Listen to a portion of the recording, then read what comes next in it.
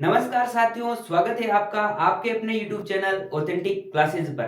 पहले तो आप सभी का धन्यवाद। हमारे YouTube परिवार पर 300 से ज्यादा सदस्य हो चुके हैं, तो आप सभी का शेयर करने एवं अधिक से अधिक सदस्यों को जोड़ने के लिए बहुत बहुत धन्यवाद। आपका स्नेह ऐसे ही बना रहे, आप अपने साथियों के साथ शेयर और अपना स्नेह बरसाते रहें। तो चलिए आज हम अपने सेशन के बारे में चर्चा कर लेते हैं। पिछला टॉपिक हमने पॉलिटी के अंदर पढ़ा था राज्यपाल, और आगे हम आज ही एक टॉपिक पर चर्चा करेंगे मुख्यमंत्री या उससे जुड़े अनुच्छेद। लेकिन उससे पहले हम एक जो अभी चर्चा में है और काफी ज्यादा लोगों को इसके बारे में संशय है, उससे जुड़े एक टॉपिक के बारे में चर्चा कर लेते हैं। तो देखिए क्या है वो टॉपिक। आप सभी ने भी सभी के स्टेटस पर देखा होगा कि 1 अप्रैल से क्षमा करें, मैं कोई भी यूपीआई पेमेंट नहीं ले पाऊंगा क्योंकि सरकार एक्स्ट्रा चार्ज लेगी, तो मैं वो नहीं दे सकता। या काफी सारे ऐसे मीम देखे होंगे कि अब केस वापस आएगा या अब पेमेंट यूपीआई नहीं करेगा, पुष्पा वाले मीम्स। तो वो सारे मीम्स आपने देखे होंगे और काफी सारी चर्चाएं हो रही है कि 2000 के ऊपर जो भी ट्रांजैक्शन है उन पर 1.1% चार्ज लगेगा या यूपीआई ट्रांजैक्शन पर अब एक्स्ट्रा चार्ज देना पड़ेगा। तो क्या है सच्चाई और क्या है वास्तविकता में, किन पेमेंट पर लगेगा चार्ज, और क्या ये यूपीआई का ट्रांजैक्शन कैसे होता है, और यूपीआई से संबंधित महत्वपूर्ण जानकारी हम देख लेते हैं। तो अभी हाल ही में चर्चा का टॉपिक हमने आपको बता दिया क्या है कि क्या यूपीआई पेमेंट पर अब एक्स्ट्रा चार्ज लगेगा। तो उसके बारे में देख लेते हैं हमारा किन ट्रांजेक्शन पर चार्ज लगेगा।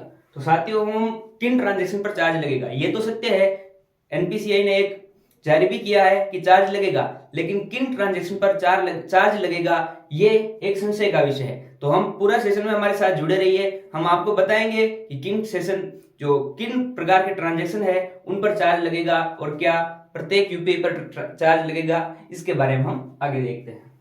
पहला है कि एनपीसीआई क्या है। अभी हमने चर्चा की कि एनपीसीआई ने बोला है कि इन पर 1.1% चार्ज लगेगा, लेकिन एनपीसीआई क्या है जान लेते हैं। एनपीसीआई है national payment corporation of India.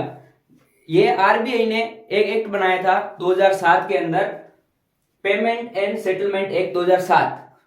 यानी आरबीआई ने जब सारे बैंकों को वो जो समायोजन करने की क्षमता है वो विकसित कर ली, उसके बाद जो भी ऑनलाइन यानी ऑनलाइन ट्रांजैक्शन से संबंधित सभी को रेगुलेट करने के लिए, जो भी ऑनलाइन ट्रांजैक्शन होते हैं उनको रेगुलेट करने के लिए एक संस्था बनी एनपीसीआई। यानी टोटल मिला के आरबीआई का एक अंग है जो ऑनलाइन ट्रांजैक्शन एवं ऑनलाइन जो टेक्निकल सारी चीजें देखने के लिए एक संस्था बनाई गई है जिसका नाम है एनपीसीआई। उसको क्या बोलते हैं, national payment corporation of India.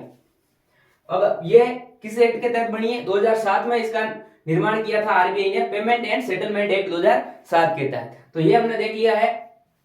अब हम देख लेते हैं क्या होता है P2P या M2M या P2M है यहाँ पर P2M या P2P ट्रांजेक्शन। ये हमने ऊपर देखा था कि किन चार्ज पर ट्रांजेक्शन लगेगा, यानी किन ट्रांजेक्शन पर चार्ज लगेगा। तो उससे पहले हम देख लेते हैं कि ट्रांजेक्शन होते कैसे है, किस किस प्रकार के।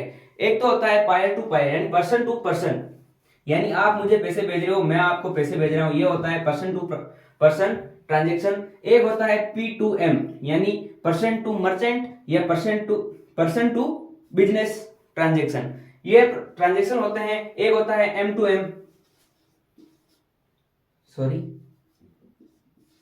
एक होता है M2M ट्रांजेक्शन। ये ट्रांजेक्शन होते हैं, आपको पता है कि merchant to merchant, person to merchant और पर्सन टू पर्सन। यानी आप किसी और को भेज रहे हैं या आप मुझे भेज रहे हैं, मैं आपको भेज रहा हूं, या आप किसी व्यापारी को भेज रहे हैं या कोई व्यापारी किसी व्यापारी को भेज रहा है। तो ये हमने ट्रांजेक्शन देख लिए हैं। अब हम देखते हैं कि यूपीआई क्या है। यूनिफाइड यूपीआई 2016 में इसका निर्माण हुआ था। और अब हम देख लेते हैं कि किन पर चार्ज लगेगा, अपना मुख्य प्रश्न जिसके बारे में हम चर्चा के लिए आज उपस्थित हुए हैं कि चार्ज किन ट्रांजैक्शन पर लगेगा। हमने ट्रांजैक्शन देख लिए हैं, लेकिन चार्ज जो लगेगा दोस्तों, एनपीसीआई ने अपनी गाइडलाइन जारी की है, उसमें चार्ज के बारे में साफ लिखा है और अपना एक्सप्लेनेशन दिया है कि किस ट्रांजैक्शन पर चार्ज लगेगा। तो वो चार्ज लगेगा साथियों प्रीपेड पेमेंट इंस्ट्रूमेंट। अब आप पूछेंगे कि प्रीपेड पेमेंट इंस्ट्रूमेंट क्या होता है, तो हम देख लेते हैं साथियों। आजकल हम सभी पेटीएम आदि वॉलेट यूज करते हैं। जो भी हम वॉलेट यूज करते हैं, यानी अपने पास पेटीएम में एक तो डायरेक्ट हम यूपीआई डाल के अकाउंट से पैसे ट्रांसफर करते हैं, और एक वॉलेट का ऑप्शन आता है। क्या आता है, वॉलेट का ऑप्शन।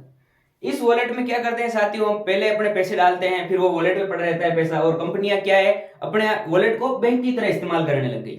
जो भी पेमेंट है, फोन पे है, जो बहुत सारी जो ऑनलाइन कंपनियां हैं यूपीआई के लिए काम करती है, वो सारी क्या करने लगी, वॉलेट। एक वॉलेट का टॉपिक देते हैं, उसके अंदर वॉलेट का मतलब बटुआ होता है, वैसे आपको पता है, लेकिन ऑनलाइन एक वॉलेट ऐप के अंदर आता है, उसके अंदर अपने लोग पैसे रखते हैं और उससे जो ट्रांजेक्शन करते हैं। यानी अब जो भी वॉलेट से ट्रांजेक्शन करेगा, यानी फोन पे वॉलेट, पेटीएम वॉलेट, गूगल पे वॉलेट, जो जितने भी वॉलेट है उनसे जो ट्रांजेक्शन होगा उन पर 1.1% चार्ज लगेगा। ये एनपीसीआई ने अपनी जो गाइडलाइन जारी और अपना एक्सप्लेनेशन दिया है उसमें कहा है। तो अब जो भी वॉलेट है उन पर अब की चार्ज किसको देना पड़ेगा, तो भाई एनपीसीआई ने अपनी गाइडलाइन में साफ कह दिया है कि कस्टमर को कोई भी चार्ज नहीं देना पड़ेगा। यानी ये चार्ज कौन देगा, ये चार्ज घटेगा मर्चेंट से।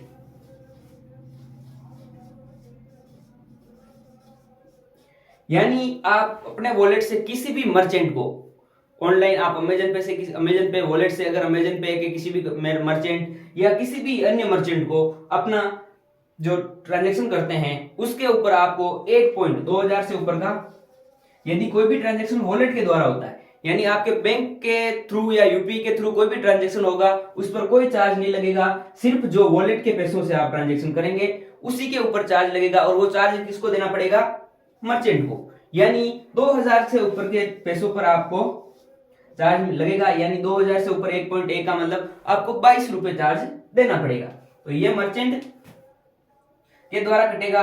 और आपको पता ही है कि ये क्यों बनाया गया है, ये कंपनियां जो अपनी मनमानी तरीके से वॉलेट के रूप में बैंक की जगह वॉलेट को देने और अपने पेटीएम पेमेंट बैंक वगैरह और वॉलेट से जो ट्रांजेक्शन होते हैं उनको कम करने के लिए, कि भाई सरकार भी चाहती है जब आपके पास बैंक है पैसे रखने के लिए तो आप वॉलेट में पैसे क्यों रख रहे हो, तो इनको कम करने के लिए सरकार ने ये कदम उठाया है। और अब हम देख लेते हैं, लेकिन आपके ऊपर इसका कोई प्रभाव नहीं पड़ेगा, क्योंकि पूरे भारत में सिर्फ 0.1% लोग ऐसे हैं जो वॉलेट से ट्रांजेक्शन करते हैं। यानी ये जो प्रीपेड पेमेंट्स इंस्ट्रूमेंट्स है, ये ट्रांजेक्शन पूरे भारत में सिर्फ 0.1 यानी 0.1% लोग ही हैं जो ऐसे ट्रांजेक्शन करते हैं। तो हम अगली क्लास में फिर से मुख्यमंत्री के साथ, यानी मुख्यमंत्री के बारे में चर्चा करेंगे, मुख्यमंत्री जुड़े अनुच्छेद जानेंगे। तब तक के लिए आप जुड़े रहिए हमारे चैनल ऑथेंटिक क्लासेस पर। और हमारी ये जो जानकारी है वो आपको कैसी लगी आप जरूर बताएं कमेंट के अंदर, और शेयर भी करते रहे ताकि जो भी साथी अभी मिस गाइड फैला रहे हैं या मिसकंसेप्शन है लोगों के मन में वो दूर हो जाए। धन्यवाद।